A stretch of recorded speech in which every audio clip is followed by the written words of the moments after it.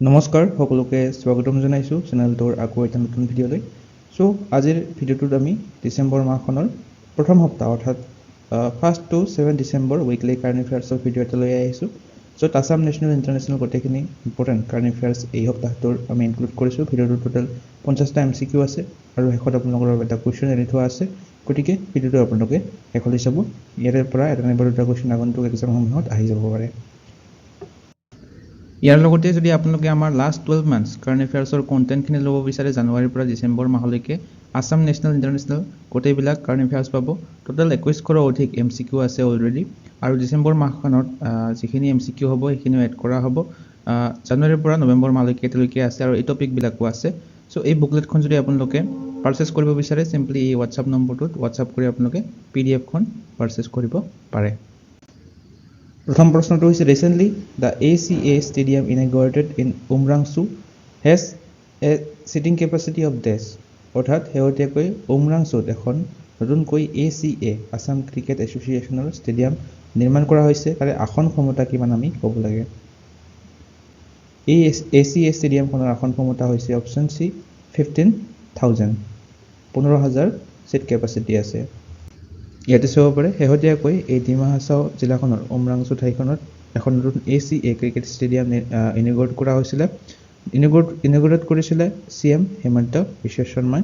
Cheating capacity হৈছে 15,000 বৰ্তমানলৈকে আৰু এই ডিমা হাছাও জিলাখনৰ উমৰাংচু ঠাইখনক এখন স্পৰ্ট হাব হিচাপে গঢ় দিয়াৰ এইম কৰিছে অসম চৰকাৰে আৰু ইয়াৰ লগতে এখন ফুটবল ষ্টেডিয়াম লগতে এথলেটিক ইনফ্ৰাষ্ট্ৰাকচাৰৰ এটা গঢ়ি তোলাৰ এইম কৰিছে। Next question to the Nelly massacre was recently in news. In which year did the Nelly massacre occur? শেহতীয়াকৈ নেলি হত্যাকাণ্ড বাতৰি শিৰোনামত আছিলে এই নেলি হত্যাকাণ্ডটো কোন বছৰত সংঘটিত হৈছিলে। ইয়াৰে অপশ্যন B2 হ'ব উত্তৰ 1983 অৰ্থাৎ 1983 চনত যেতিয়া অসম আন্দোলন হৈছিলে তেতিয়া এই নেলি হত্যাকাণ্ডটো সংঘটিত হৈছিলে। এতিয়া চাব পাৰে Nellie massacre occurred on February 18, 1983 in the Nagaon, currently Morrigaon district in Assam. Next, according to new survey of Wildlife Trust of India, approximately how many white-winged wood duck are present in the entire Northeast? ভাৰতত বন্যপ্ৰাণী ন্যাসৰ নতুন জৰীপ অনুসৰি সমগ্ৰ উত্তৰ পূৰ্বাঞ্চলত বৰ্তমান এপ্ৰক্সিমেটলি অৰ্থাৎ কিমান সংখ্যক দেওহাঁহ আছে। এপ্ৰক্সিমেটলি বৰ্তমান 300টা অৰ্থাৎ এৰাউণ্ড 300টা হোৱাইট উইংড উড ডাক অৰ্থাৎ অসমৰ যিটো ৰাজ্যিক চৰাই দেওহাঁহ সেইটো আছে বুলি এই ছাৰ্ভেটোত প্ৰকাশ পাইছে। ইয়াতে চাব পাৰে 300টা উত্তৰ পূব ভাৰতত এৰাউণ্ড 300টা উত্তৰ পূব ভাৰতত আছে আৰু ইয়াৰে 200টাৰো কম অসমত বৰ্তমান থকা বুলি এই ছাৰ্ভেটোত প্ৰকাশ পাইছে আৰু ক্ৰিটিকেলি এণ্ডেঞ্জাৰ্ড স্পেচিছ হিচাপে ঘোষণা কৰিছে অৰ্থাৎ সংকটজনকভাৱে বিপন্ন আৰু বিলুপ্তিৰ পথত থকা এই দেওহাঁহটো সংকেত দিয়ে। Next, recently what has been declared as new name of PMO অৰ্থাৎ প্ৰাইম মিনিষ্টাৰ্ছ অফিচক এটা নতুন নাম ঘোষণা কৰিছে প্ৰধানমন্ত্ৰী নৰেন্দ্ৰ মোদীয়ে। সেইটো নাম কি? ভাৰত তীৰ্থ লোকভৱন সেৱা ভৱন নে সেৱা তীৰ্থ? অপশ্যন D2 হ'ব শুদ্ধ উত্তৰ। প্ৰাইম মিনিষ্টাৰ অফিচৰ নতুন নামটো হৈছে সেৱা তীৰ্থ। এইটো চাব পাৰে প্ৰাইম মিনিষ্টাৰ্ছ অফিচ সংক্ষেপত PM বুলি কোৱা হয়। নতুন দিল্লীত অৱস্থিত এইটোৰ নতুন নাম কৰা হৈছে সেৱা তীৰ্থ সেৱা তীৰ্থ আৰু ৰাজভৱন অৰ্থাৎ যিবিলাক ৰাজ্যপালবিলাকৰ ৰেচিডেন্স আছে সেইবিলাকৰ ৰাজভৱন বুলি কোৱা হয়। এইটোক ৰিনেম কৰা হৈছে লোক ভৱন বুলি পিপলছ হাউচ। লগতে চেণ্ট্ৰেল ছেক্ৰেটাৰীট এইটোকো ৰিনেম কৰা হৈছে কৰ্তব্য ভৱন বুলি। চ' তিনিওটা মনত ৰাখিব আৰু ইয়াৰ লগতে দিল্লীৰ যিটো ৰাজপথ আছে সেইটোক আগতে ৰিনেম কৰা হৈছিলে কৰ্তব্য পথ বুলি। নেক্সট কুৱেশ্যনটো হৈছে recently in which state of India has the tallest statue of Lord Ram been unveiled? শেহতীয়াকৈ ভাৰতৰ কোনখন ৰাজ্যত ভগৱান ৰামৰ আটাইতকৈ ওখ মূৰ্তি উন্মোচন কৰা হৈছিলে? তো এইটো হৈছে ভগৱান ৰামৰ আটাইতকৈ ওখ মূৰ্তি। এইটো গোৱাত শেহতীয়াকৈ উদ্বোধন কৰা হৈছে। এটা চাব পাৰে 77 ফুট উচ্চতা হৈছে এই ষ্টেচুটোৰ। ব্ৰঞ্জ ষ্টেচু হয় অৰ্থাৎ ব্ৰঞ্জৰ দ্বাৰা নিৰ্মাণ কৰা হৈছিলে।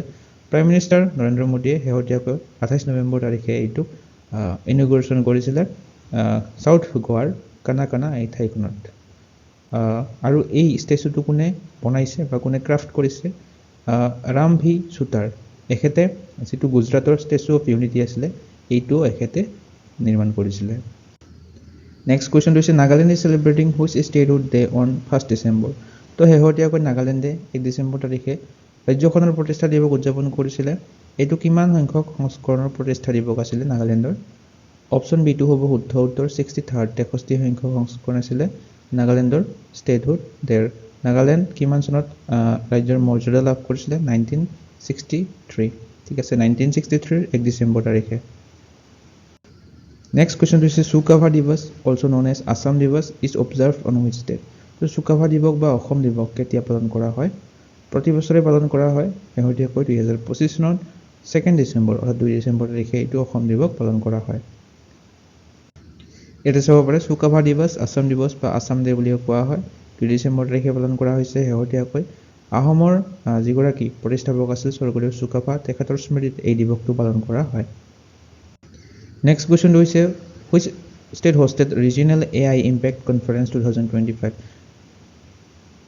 অপশ্যন বিটো হ'ব শুদ্ধ উত্তৰ শেহতীয়াকৈ মেঘালয় ৰাজ্যখনে ৰিজিয়নেল AI ইম্পেক্ট কনফাৰেন্স 2025 চনতো আয়োজন কৰিছিল next question who has won 15th Manipur polo international title by defeating Colombia দেশখনক পৰাস্ত কৰি 15 সংখ্যক মণিপুৰ পলো আন্তঃৰাষ্ট্ৰীয় খিতাপখন লাভ কৰিছে অপশ্যন চিটো হ'ব শুদ্ধ উত্তৰ মণিপুৰ ৰাজ্যখনে লাভ কৰিছে আৰু মণিপুৰ ইণ্ডিয়া বি হিচাপে খেলিছিলে তেখেতে এই লাভ কৰিছে 15th মণিপুৰ পলো ইণ্টাৰনেশ্যনেল টাইটেলটো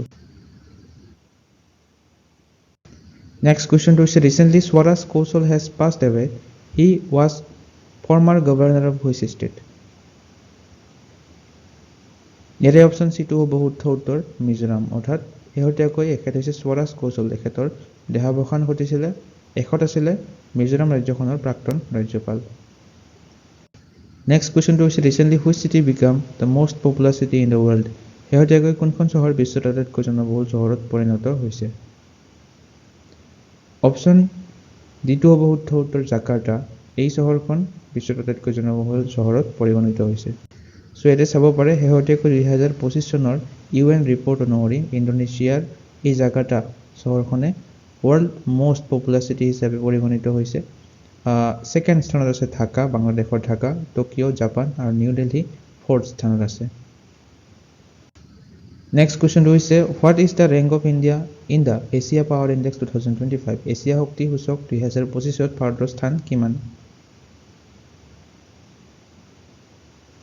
ইয়াৰে অপশ্যন চিটো হ'ব শুদ্ধ উত্তৰ থাৰ্ড এছিয়া পাৱাৰ ইণ্ডেক্স 2025 ভাৰতৰ স্থান হৈছে তৃতীয় ফাৰ্ষ্ট হৈছে ইউনাইটেড ষ্টেট ছেকেণ্ড হৈছে চাইনা তৃতীয় হৈছে আমাৰ ভাৰত নেক্সট কুৱেশ্যনটো হৈছে which military logistic agreement between India and Russia has been approved by Russian parliament শেহতীয়াকৈ ভাৰত আৰু ৰাছিয়াৰ মাজত হোৱা কোনখন সামৰিক লজিষ্টিক চুক্তি ৰাছিয়াৰ সংসদে অনুমোদন জনাইছে অপশ্যন চিটো হ'ব শুদ্ধ উত্তৰ RELOS সো শেহতীয়াকৈ ষ্টেট ডিউমা অৰ্থাৎ ৰাছিয়ান পাৰ্লিয়ামেণ্টে এই ৰেচিপ্ৰকেল এক্সচেঞ্জ অফ লজিষ্টিক ছাপৰ্ট অৰ্থাৎ RELOS সংক্ষেপত কোৱা হয় এই এগ্ৰিমেণ্টখন এপ্ৰুভ কৰিছে আৰু এই এগ্ৰিমেণ্টখনৰ পাৰপাছটো কি উদ্দেশ্যটো কি এই এগ্ৰিমেণ্টখনৰ উদ্দেশ্যটো হৈছে ইখনে আনখন দেশৰ যিবিলাক মিলিটাৰী ফেচিলিটিছ আছে ইণ্ডিয়া আৰু ৰাছিয়াৰ তো এখন দেশে ইখনে আনখনৰ এই মিলিটাৰী ফেচিলিটিছবিলাক এক্সেছ কৰিব পাৰিব যেনে ৰিফুৱেলিং হওক সেনাবাহিনীয়ে সশস্ত্ৰ বাহিনীয়ে যিবিলাক ইন্ধন ভৰাই এইবিলাকেই হওক ৰিপেয়াৰিং হওক মেৰামতি হওক ৰক্ষণাবেক্ষণেই হওক আৰু যোগানকে ধৰে এইবিলাক সুবিধা ইখনে আনখন দেশৰ পৰা লাভ কৰিব নেক্সট এইটো এটা important question world AIDS day celebrated every year প্ৰতি বছৰে কেতিয়া এইডছ দিৱস পালন কৰা হয় নিশ্চয় সকলোৱে জানে অপশ্যন চিটো হ'ব শুদ্ধ উত্তৰ 1 ডিচেম্বৰ 1 ডিচেম্বৰ তাৰিখে এইডছ দিৱস পালন কৰা হয় next at the 56th international film festival of India IFFI the golden peacock for best feature film was given to which film তো আমি আগতে পঢ়িছিলোঁ এই international film festival of India 56 এইটো ক'ত অনুষ্ঠিত হৈছে গোৱাত অনুষ্ঠিত হৈছে তো বেষ্ট ফিচাৰ ফিল্ম শ্ৰেষ্ঠ ছবিৰ বাবে গল্ডেন পিকক এৱাৰ্ডটো দিয়া হৈছে কোনখন ছবিক আমি ক'ব লাগে অপশ্যন এটো হ'ব শুদ্ধ উত্তৰ স্কিন অফ ইউথ ভিয়েটনামিজ এখন ছবি হয় স্কিন অফ ইউথ এইখনে গল্ডেন পিকক লাভ কৰিছে Next, which country hosted 23rd edition of India-Russia Summit? কোনখন দেশে ভাৰত ৰাছিয়া সন্মিলনৰ 23 সংখ্যক সংস্কৰণ আয়োজন কৰিছে? অপশ্যন চিটো হ'ব শুদ্ধ উত্তৰ ইণ্ডিয়া। অৰ্থাৎ শেহতীয়াকৈ ভাৰতে ইণ্ডিয়া ৰাছিয়া সামিট 23 সংখ্যক সংস্কৰণ আছিলে এইটো আয়োজন কৰিছিলে। ইম্পৰ্টেণ্ট হয় কুৱেশ্যনটো। আৰু এই সামিটখনৰ বাবে ৰাছিয়ান প্ৰেছিডেণ্ট ভ্লাদিমিৰ পুটিন চাব পাৰে ৰাছিয়ান প্ৰেছিডেণ্টজন ভাৰতলৈ আহিছিলে, নিশ্চয় সকলোৱে নিউজত দেখিছে। চ' ইণ্ডিয়া ৰাছিয়া সামিটৰ এইটো 23rd এডিশ্যন আছিলে, এইটো মনত ৰাখিব। লগতে ৰাছিয়াৰ ৰাষ্ট্ৰপতি ভ্লাদিমিৰ পুটিন ভাৰতত ভিজিট কৰিছিলে। Next, what is the India's rank in the Oman Peace and Security WPS Index 2025-26? Oman Peace and Security Index of ভাৰতৰ স্থান হৈছে 131st। অপশ্যন এটো হ'ব শুদ্ধ উত্তৰ।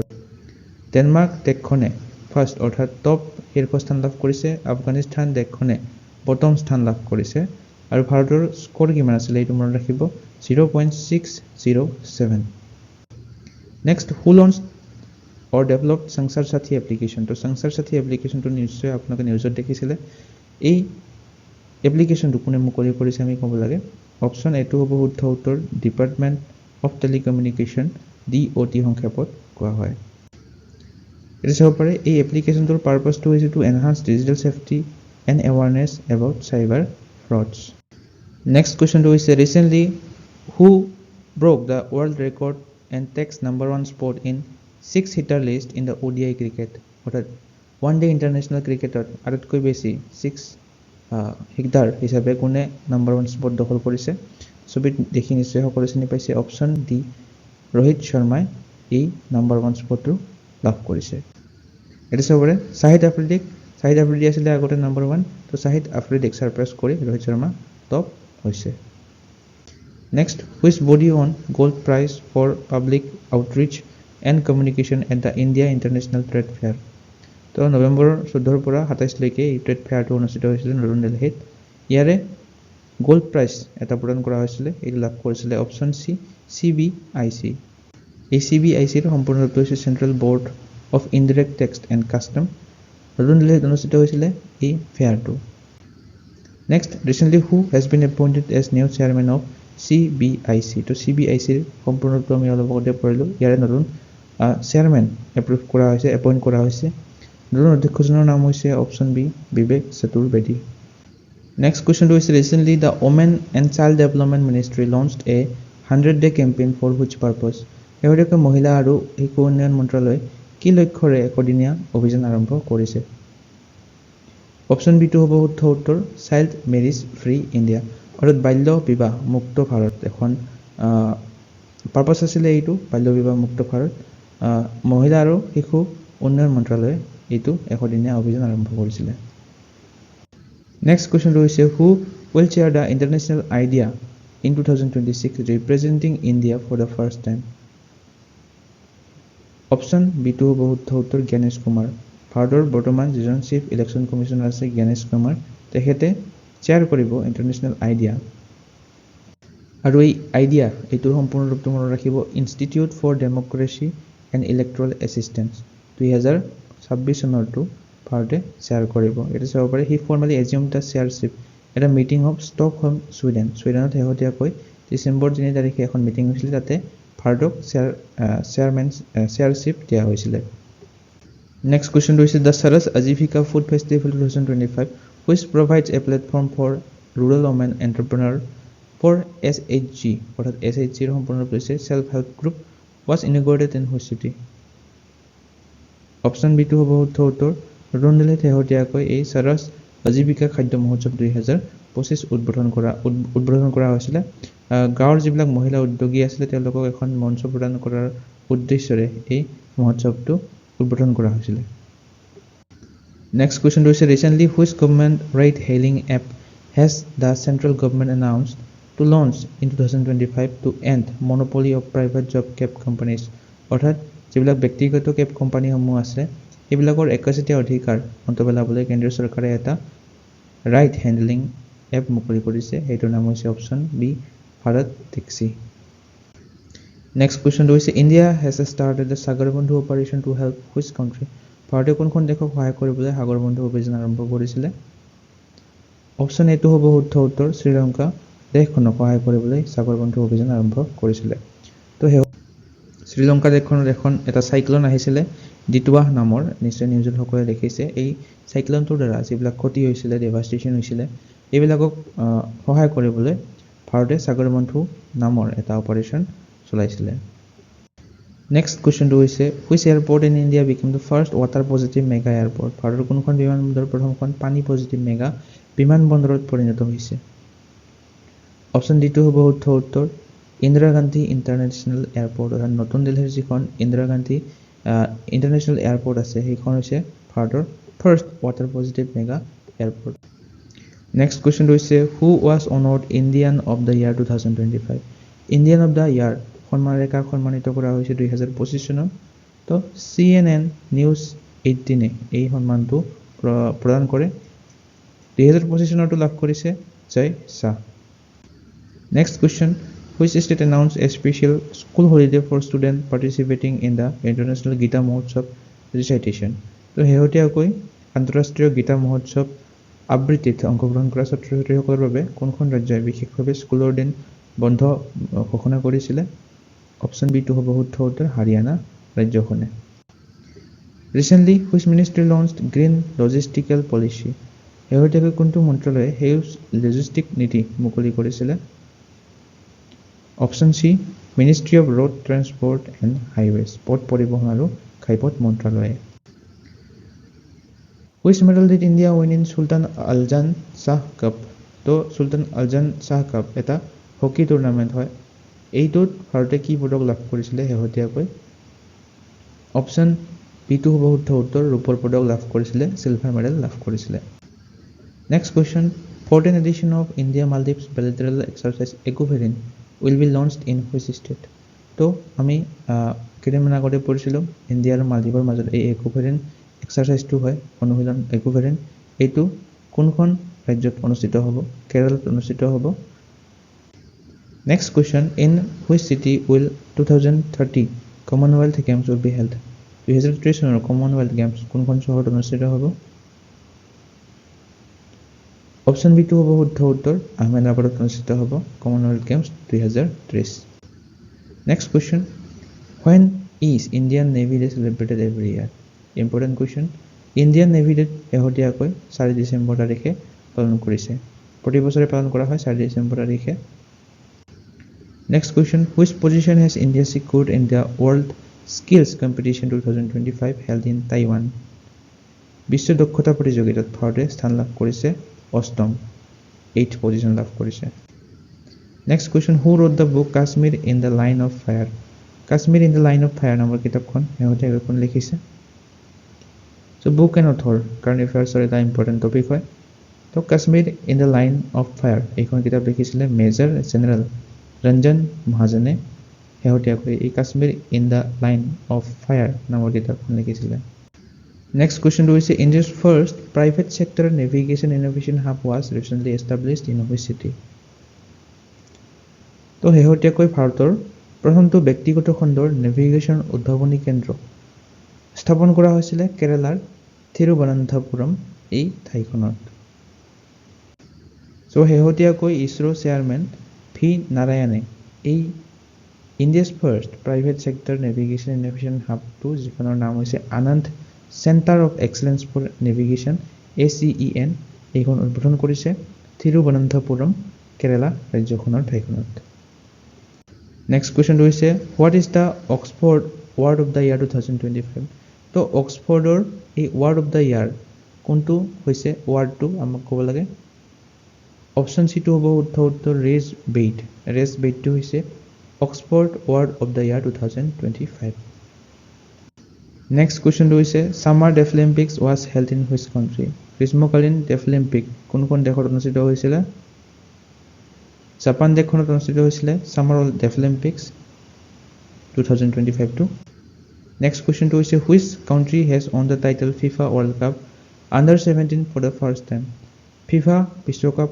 অনূৰ্ধ্ব 17 বছৰৰ খিতাপ প্ৰথমবাৰৰ বাবে কোনখন দেশে জয়লাভ কৰিছে অপশ্যন বিটো হ'ব শুদ্ধ উত্তৰ পৰ্তুগাল দেশখনে লাভ কৰিছে এটা চাব পাৰে পৰ্তুগালে চেম্পিয়ন হৈছে ৰানাৰ আপটো মনত ৰাখিব অষ্ট্ৰিয়া দেশখন আছিলে ৰানাৰ্ছ আপ 1-0 স্ক'ৰ লাইনত হৰুৱাইছিল পৰ্তুগালে অষ্ট্ৰেলিয়া আৰু কাটাৰত অনুষ্ঠিত হৈছিলে মেইডেন আণ্ডাৰ 17 ৱৰ্ল্ড কাপ লাভ কৰিছে পৰ্তুগাল দেশখনে নেক্সট কুৱেশ্যনটো who is the men's athlete of the year 2025 পুৰুষৰ এথলেট অফ দ্য ইয়াৰ কোনে লাভ কৰিছে men's athlete of the year লাভ কৰিছে অপশ্যন এ ডুপ্লাণ্টিছে এটি চাব পাৰে আৰমান ডুপ্লাণ্টিছ হৈছে তেখেতৰ ফুল নেম ছুইডেনৰ খেলুৱৈ হয় তেখেতে এথলেট অফ দ্য ইয়াৰ মেন্সৰ এইটো লাভ কৰিছে ওমেন্সৰ ক্ষেত্ৰত ছিডনী মেকলাগলিন লেব্ৰনে লাভ কৰিছে আমেৰিকাৰ খেলুৱৈ হয় তেখেতে ওমেন্সৰ কেটেগৰী লাভ কৰিছে world athletic awards next 7th International Seaweed Expo and Summit is scheduled to be held in which place? সপ্তম আন্তঃৰাষ্ট্ৰীয় Seaweed Expo আৰু সন্মিলন অনুষ্ঠিত হ'ব কোচিত অনুষ্ঠিত হ'ব এটা চাব পাৰে Kochi will host 7th India International Seaweed Expo and Summit on 2026 জানুৱাৰী 29 পৰা 30 তাৰিখলৈকে অনুষ্ঠিত হ'ব 2026 চনত নেক্সট কুৱেশ্যনটো হৈছে who became the new president of ইণ্টাৰপলৰ নতুন সভাপতি হিচাপে কাক নিযুক্তি দিয়া হৈছে শেহতীয়াকৈ নিউ প্ৰেচিডেণ্ট হৈছে লুকাছ ফিলিপ হৈছে ইণ্টাৰপলৰ নতুন সভাপতি next question international cheetah day is celebrated every year on which day প্ৰতি বছৰে কিমান তাৰিখে আন্তঃৰাষ্ট্ৰীয় চিতা দিৱস পালন কৰা হয় তো ইণ্টাৰনেশ্যনেল চিতা ডে 4 ডিচেম্বৰ তাৰিখে পালন কৰা হয় প্ৰতি বছৰে 4 ডিচেম্বৰ তাৰিখে নেক্সট কুৱেশ্যনটো হৈছে recently how many teams have been confirm to participate in FIFA World cup 2026 তো ফিফা ৱৰ্ল্ড কাপ 2026টো অনুষ্ঠিত হ'ব অপশ্যন চিটো হ'ব উত্তৰ টোটেল 48টা দলে অংশগ্ৰহণ কৰিব নেক্সট কুৱেশ্যনটো হৈছে recently who was inaugurated the art summit 2025 in Gandhinagar গুজৰাটৰ গান্ধীনগৰত আৰ্ট সন্মিলন 2025 কোনে উদ্বোধন কৰিছিলে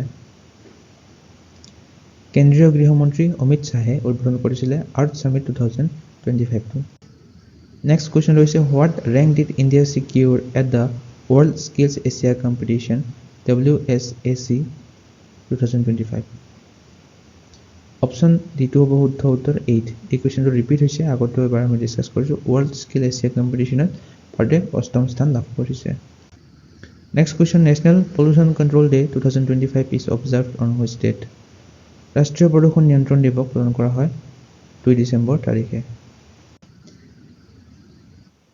1984 চনত যিটো ভোপাল গেছ ট্ৰেজেডি হৈছিলে তাৰে ভিক্টিমবিলাকৰ স্মৃতিত এই দিৱসটো পালন কৰা হয় নেক্সট কুৱেশ্যনটো হৈছে recently which metro' became world's longest driverless train network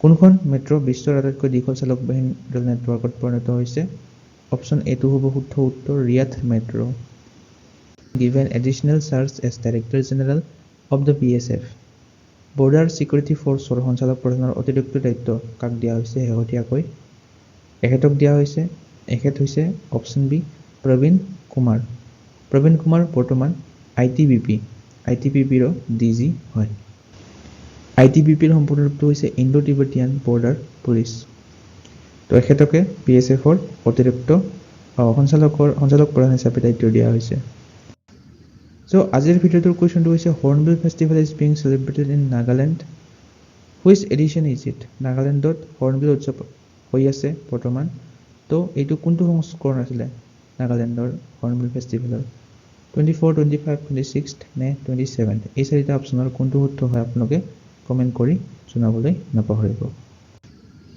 So, আপোনালোকে যদি আমাৰ লাষ্ট 12 মান্থছ কাৰেণ্ট এফেয়াৰ্ছৰ বুকলেটখন ল'ব বিচাৰে জানুৱাৰীৰ পৰা ডিচেম্বৰ মাহলৈকে 2100 অধিক MCQ অলৰেডি আছেয়ে আকৌ ইনক্লুড হ'ব ডিচেম্বৰ মাহখন শেষ হোৱালৈকে কাৰেণ্টলি প্ৰাইচ হৈছে কেৱল 80 rupees 2025 চনলৈকে জানুৱাৰীত অকণমান বঢ়াই দিয়া হ'ব এই প্ৰাইচটো যদি আপোনালোকে পাৰচেছ কৰিব বিচাৰে চিম্পলি এই হোৱাটছআপ নম্বৰটোত হোৱাটছআপ কৰি পাৰচেছ কৰিব পাৰে জানুৱাৰীৰ পৰা ডিচেম্বৰ মাহলৈকে 100 অধিক প্ৰতিখন মাহৰ MCQ পাব টপিক স্পেচিফিক MCQ পাব 38 নেশ্যনেল গেমছেই হওক Assam budget Assam civilian awards IPL হওক ব্ৰিক্স সামিট হওক নোবেল প্ৰাইজ G20 সামিট সকলোবিলাক ইম্পৰ্টেণ্ট টপিক ইনক্লুড আছে এই বুকলেটখনত কুৱেশ্যনবিলাক MCQ ফৰ্মেটত দিয়া আছে আৰু যিবিলাক ৰিলেটেড পইণ্টছ আছে সেইবিলাকো এটাচ কৰি দিয়া আছে আৰু লগতে পিকচাৰো প্ৰভাইড কৰা আছে যাতে মনত ৰাখিব সুবিধা হয় সো এই বুকলেটখন আপোনালোকে পাৰচেজ কৰিব বিচাৰে সিম্পলি এই WhatsApp নম্বৰটোত WhatsApp কৰি আপোনালোকে PDF-খন পাৰচেজ কৰি ল'ব পাৰে বাকি আজিৰ ভিডিওটো চাই আপোনালোকে কেনে পালে কমেন্ট সেকশনত জনাবলৈ নাপাহৰিব লাইক এটা কৰিব শেয়াৰ এটা কৰিব লগতে এসেনশিয়েল ষ্টাডিজ চেনেলটো সাবস্ক্ৰাইব কৰি ল'ব এনে ধৰণৰ কন্টেন্ট আগলৈ পাই থাকিবৰ বাবে আজিলৈ মানে ধন্যবাদ